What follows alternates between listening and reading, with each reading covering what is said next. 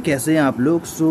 Quran first miracle करके एक title है, वीडियो चल करके देखते हैं। वैसे इनके काफ़ी कुछ वीडियोस मैंने देखा है और काफ़ी इंटरेस्टिंग होते हैं और काफ़ी इन्फॉर्मेटिव होते हैं। तो पहले चल करके इस वीडियो को देखते हैं और फिर मुझे यकीन है कि काफ़ी कुछ इन्फॉर्मेशन मिलने वाली है, तो पूरा वीडियो देखिएगा उससे पहले। तो चलते हैं और वीडियो को देखते हैं और उसके बाद हम लोग बात करेंगे उस पर। कुरान की सबसे बड़ी प्रेडिक्शंस में से एक द ग्रेट रोमन एम्पायर के बारे में थी। जब सुपर पावर रोमन एम्पायर बिल्कुल खत्म होने वाली थी, उसी टाइम कुरान ने कहा कि नहीं, जंग रोमन एम्पायर ही जीतेगी।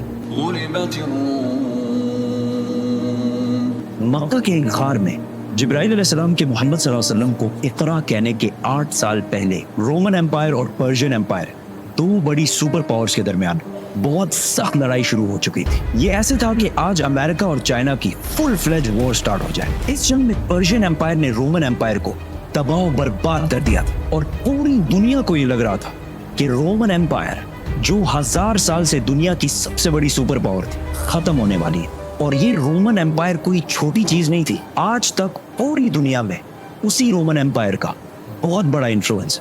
ये वीडियो मैं बना रहा हूँ जुलाई के महीने। पता है जुलाई को जुलाई क्यों कहते हैं? रोमन बादशाह जूलियस सीजर की वजह से, जो रोमन एम्पायर का पहला बड़ा बादशाह था। और जुलाई के बाद ऑफ कोर्स अगस्त आएगा, जो रोमन्स के दूसरे बड़े बादशाह ऑगस्टस के नाम पर रखा गया है। और इस सब के अलावा जितने प्लैनेट्स हैं, जुपिटर, मार्स, वीनस, ये भी इसी रोमन एम्पायर के खुदाओं के नाम पर रखे गए हैं। रोमन एम्पायर इस्लाम से 300 साल पहले 2 पार्ट्स में बढ़ चुकी थी, ईस्टर्न और वेस्टर्न रोमन एम्पायर, जिसके बाद वेस्टर्न रोमन एम्पायर तो आहिस्ता आहिस्ता खत्म हो गई। लेकिन eastern Roman empire, Byzantine empire, फिर भी दुनिया की सुपर पावर रही। इस जंग में ऐसे लग रहा था कि पर्शियंस आखिरकार इस रोमन एम्पायर को खत्म कर देंगे।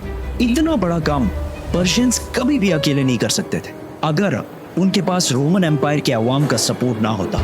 जंग से पहले रोमन एम्पायर के अवाम अपने बादशाह और अपने फौज से बहुत तंग आ चुके थे, क्योंकि इस्लाम से 8 साल पहले रोमन बादशाह मोरिस, जिसको अवाम बहुत पसंद करती थी, उसके आर्मी जनरल फोकस ने तख्त से हटा दिया था और उसकी बीवी और 8 बच्चों को उसके आंखों के सामने बहुत ही बुरी तरह कत्ल कर दिया। और इन सब के सरों को इस्तांबुल में, उस जमाने में कॉन्स्टेंटिनोपल में, सारी अवाम के सामने लटका दिए थे। तो ये सब देखकर रोमन एम्पायर के अवाम ने इस नए बादशाह के खिलाफ हर तरफ बगावत शुरू कर दी। तो जैसे हर ताकतवर करता है, उसने इन प्रोटेस्टर्स को पूरी तरह क्रश किया और हजारों लोगों को जेलों में डाला और हजारों लोगों को कत्ल भी किया, ताकि अवाम में खौफ फैल जाए। लेकिन आहिस्ता आहिस्ता ये प्रोटेस्ट और भी ज्यादा फैलते गए। ये सब कुछ सुना सुनाया नहीं लग रहा? पर्शियन बादशाह खुसरो ने जब देखा कि रोमन एम्पायर की अवाम अपने बादशाह के खिलाफ हो गई है, तो उसने इस टाइम का फुल फायदा उठाया और रोमन एम्पायर पर हमला कर दिया। और आहिस्ता आहिस्ता रोमन एम्पायर की बहुत इंपॉर्टेंट प्रोविंसेस, सीरिया, इजिप्ट, फलस्तीन पर कब्जा कर लिया। तो आहिस्ता आहिस्ता रोमन एम्पायर की अवाम और फौज को समझ आ गई कि फोकस से ना हो पाएगा। तो उन्होंने अफ्रीका के गवर्नर, जिसकी लोग बहुत इज्जत करते थे, उससे मदद मांगी। तो उसने अपना बेटा हेराक्लियस को कॉन्स्टेंटिनोपल भेजा। जैसे ही वो पहुंचा, अवाम और फौज ने मिलकर पिछले बादशाह को हटा दिया और हेराक्लियस को अपना नया एम्परर बनाया और फोकस के साथ वही कुछ किया जो उसने पिछले बादशाह के साथ किया था। हेराक्लियस जैसे ही बादशाह बना, उसे पता चला कि 90,000 क्रिश्चियंस को कत्ल करके पर्शियंस ने यहूदियों की मदद से फलस्तीन पर कब्जा कर लिया है और क्रिश्चियंस की सबसे मुकद्दस होली जगह द होली सेपल्कर को तबाह कर दिया है। इसकी क्रिश्चियनिटी में वही अहमियत है जो इस्लाम में बैतुल्लाह शरीफ की है। और वो क्रॉस जिस पर जीसस को मारा गया था, अकॉर्डिंग टू द क्रिश्चियंस, उसे वहां से उठाकर अपने कैपिटल थेसिफोन, मदियन ले गए हैं। ये ऐसी था कि आज काबा से कोई हजर अस्वद उठा के ले जाए। कैन यू इमेजिन दुनिया में क्या होगा?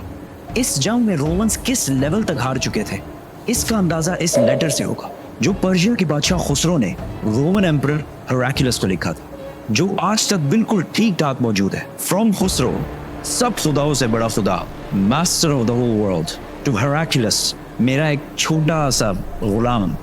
तुम कहते हो तुम्हारा खुदा सबसे बड़ा है, तो किधर है वो खुदा? और उसने जेरूसलम को मुझसे बचाया क्यों नहीं? ये सब 2 सुपर पावर्स के दरमियान इधर हो रहा था। लेकिन इससे बहुत दूर मक्का के गार में खुदा ने एक आदमी की तरफ अपना एक फरिश्ता भेजा और कहा, Muhammad, read. इस्लाम ने आते ही यहूदी और क्रिश्चियंस के सारे पैगंबरों को सही कहा, जिसकी वजह से पहले लोगों को लग रहा था कि इस्लाम एक नया रिलीजन नहीं बल्कि क्रिश्चियनिटी की ही एक ब्रांच है। तो मक्का वाले मुसलमानों को ताने देने लगे कि जिस तरह आग की इबादत करने वाले पर्शियंस ने रोमन एम्पायर को तबाह कर दिया है, उसी तरह तुम मुसलमानों को भी तबाह करें। उस टाइम क्रिश्चियंस और मुसलमानों का एक ही हाल था और दोनों का इन हालात से निकलना इम्पॉसिबल लग रहा था। इतने टेंस और सख्त टाइम में अल्लाह ने कुरान के सूरह रोम में रोमन्स और मुसलमानों दोनों की कामयाबी की प्रेडिक्शन की। बिस्मिल्लाहिर्रहमानिर्रहीम। पास वाले मुल्क में रोमन्स डिफीट हो चुके हैं, लेकिन इस हार के कुछ ही साल बाद ये दोबारा कामयाब होंगे और वो दिन वो होगा जब अल्लाह की दी हुई फतह पर मुसलमान खुशियां मना रहे होंगे। इन आयत में 2 प्रेडिक्शंस की गई है कि आज तो रोमन्स हार रहे हैं, लेकिन कुछ सालों बाद रोमन्स दोबारा कामयाब होंगे और उसी दिन मुसलमान भी अपनी कामयाबी का जश्न मना रहे होंगे। मक्का में सब ने इन आयत का बहुत मजाक उड़ाया कि रोमन एम्पायर का बच जाना इम्पॉसिबल है, लेकिन हजरत अबू बकर रज़ियल्लाहु तआला अन्हु का इस्लाम के पहले दिनों में ही कुरान पर इतना यकीन था कि उन्होंने मक्का के एक काफिर से शर्त लगाई कि अगर रोमन्स 3 साल बाद कामयाब ना हुए तो मैं तुम्हें 10 ऊँट दूंगा, और अगर कामयाब हो गए तो उस टाइम तक इस्लाम में गैम्बलिंग और शर्त लगाना बैन नहीं हुआ था।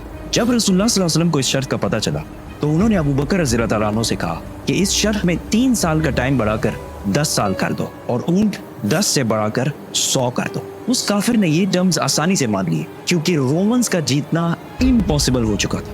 ब्रिटिश हिस्टोरियन एडवर्ड गिबोन, जिसने रोमन एम्पायर पर 6 वॉल्यूम्स की किताब लिखी है, उसने भी लिखा है कि कुरान की इस प्रोफेसी का 7-8 साल के बाद भी पूरा होने का कोई चांस नहीं लग रहा था, क्योंकि पर्शियंस बिल्कुल रोमन एम्पायर की कैपिटल कॉन्स्टेंटिनोपल के पास पहुंच चुके थे और इसे चारों तरफ से घेर लिया था। बट कॉन्स्टेंटिनोपल को फतह करना इम्पॉसिबल था और इस वाक़े के 900 साल बाद तक भी कॉन्स्टेंटिनोपल को कोई फतह नहीं कर सकता। आखिर इसे ऑटोमन एम्पायर उस्मानिया सल्तनत के सिर्फ 21 ईयर ओल्ड सुल्तान महमद ने कश्तियां पहाड़ों पर चढ़ाकर इसे फतह किया था। And I can't wait to tell that story. So, subscribe.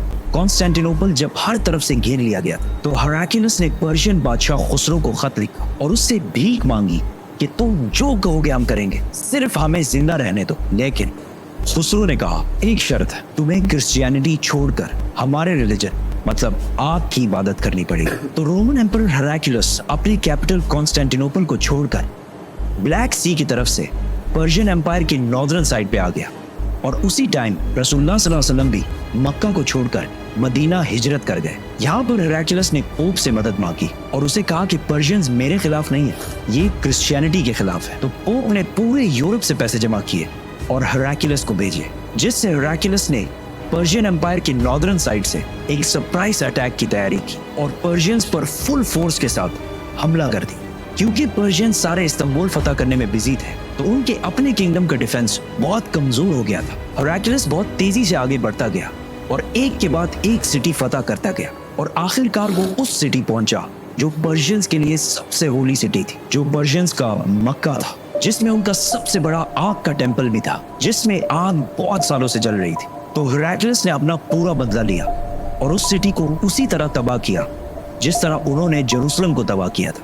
इस वाक़े के बाद गेम कंप्लीटली चेंज होने लगी और ये कई सालों में रोमन्स की पहली बड़ी जीत थी और वो इसके बाद अपनी खोई हुई सल्तनत दोबारा हासिल करने लगे। और इसी टाइम सिर्फ 313 मुसलमानों ने मक्का के काफिरों को जंगे बदर में हरा दिया और अपनी पहली जंग जीतने का जश्न मनाने लगे।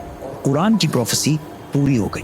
अबू बकर रज़ियल्लाहु तआला अन्हु ने जो शर्त लगाई थी वो जीत गए और मक्का के उस बंदे ने उसे 100 ऊँट दिए। लेकिन उस टाइम इस्लाम में गैम्बलिंग और शर्त लगाना हराम हो चुका था। तो रसूलुल्लाह सल्लल्लाहु अलैहि वसल्लम ने कहा कि ये 100 के 100 ऊँट गरीबों में बांट। हेराक्लियस आगे बढ़ता गया और आखिर पर्शिया के कैपिटल थेसिफोन मदियन को चारों तरफ से घेर लिया। पर्शियंस को जब कोई और उम्मीद नजर नहीं आई तो खुसरो के बेटे ने अपने बाप और अपने 18 भाइयों के सर काट दिए और रोमन एम्पायर के सामने सरेंडर कर दिया। और इस जंग में रोमन एम्पायर का जितना नुकसान हुआ था वो सारे पैसे वापस करने का वादा किया और अपनी सारी फौज को रोमन एम्पायर से वापस बुला लिया। मतलब पर्शियन एम्पायर बहुत ही बुरी तरह हार गई। रोमन एम्परर ने उस क्रॉस को जो पर्शियंस जेरूसलम से बहुत गुरूर में लेकर गए थे वापस लाया और उसे उसी जगह पर रखा जहां वो पहले था। और इसी साल मुसलमानों और मक्का वालों के दरमियान सुलह हुदैबिया की हिस्टोरिक एग्रीमेंट हुई, जिससे मुसलमानों की तकदीर हमेशा के लिए बदल गई और कुरान ने इसे एक बहुत बड़ी फतह कहा। हेराक्लियस अब तो दुनिया का सबसे ताकतवर बादशाह बन गया था। लेकिन सुलह हुदैबिया के कुछ ही अरसे बाद रसूलुल्लाह सल्लल्लाहु अलैहि वसल्लम ने इसी हेराक्लियस को एक लेटर लिखा और इसे इस्लाम की दावत दी, लेकिन हेराक्लियस नहीं माना और अगले कुछ ही सालों में मुसलमानों ने ऑलमोस्ट पूरी रोमन एम्पायर को फतह कर लिया और सिर्फ रोमन एम्पायर को नहीं, पर्शियन एम्पायर को भी फतह कर लिया और आज तक मुसलमानों से ये इलाके दोबारा कोई भी नहीं छीन सका। सब्सक्राइब। सो आप लोगों ने देखा और किस तरीके से इनफैक्ट बोलते हैं कि ये कुरान, देखो बहुत क्लियर सी चीज़ है, जो चीज़ें कुरान में लिखी है बेशक वो चीज़ें होनी है। इनफैक्ट 1400 साढ़े 1400 साल पहले जो चीज़ें लिखी गई और आप देख रहे हो बहुत सारी चीज़ें हो रही है। आजमाने वाली बात नहीं, ये यकीन वाली बात है। अगर आप यकीन करोगे, और कुरान आजमाने वाली चीज़ बिल्कुल भी नहीं है, आपको यकीन करना ही पड़ेगा। ओके, अगर इफ़ यू आर इन इस्लाम तो आपको यकीन ही करना पड़ेगा, कोई सेकंड ऑप्शन नहीं है। जो लोग कहते हैं हमने आजमाया, ये किया वो किया, तो ऐसा कुछ नहीं है भाई। अगर बोल दिया गया है कि वज़ू करोगे रिस्क के लिए, आपके रिस्क की टेंशन लेने की ज़रूरत नहीं है, रिज़्क, ठीक है, तो आप इतना ज़्यादा सोचने का ज़रूरत नहीं है। अब लोग कहते हैं हमने आजमाया, ये किया, भाई आजमाना नहीं है, सिर्फ़ और सिर्फ यकीने की बात है। और इसी तरीके से जिस तरीके से बताया गया अल्लाह के नबी के टाइम पर जंगों का जिस तरीके से बयान किया उन्होंने, और इनफैक्ट बहुत सारी चीज़ें मुझे भी नहीं मालूम था जिस तरीके से उन्होंने बताया कि मंथ्स के नाम, 2 मंथ्स के नाम जो उन्होंने बताए कि ये मंथ के नाम भी उनके जो जितने भी इनफैक्ट ये जो मंथ्स के नाम हैं या प्लैनेट्स के नाम हैं, वो सब उनके भगवान के नाम पर, जिनकी वो वर्शिप करते थे, उनके नाम पर पड़े। सो आपको ये वीडियो कैसा लगा, इन्फॉर्मेटिव लगा कि नहीं लगा, ज़रूर बताइएगा कमेंट सेक्शन में। मुझे तो बहुत इन्फॉर्मेटिव लगा। चैनल में नहीं हो तो सब्सक्राइब, वीडियो को लाइक। मिलते हैं नेक्स्ट वीडियो में। आप लोग अपना ढेर सारा ख्याल रखिएगा।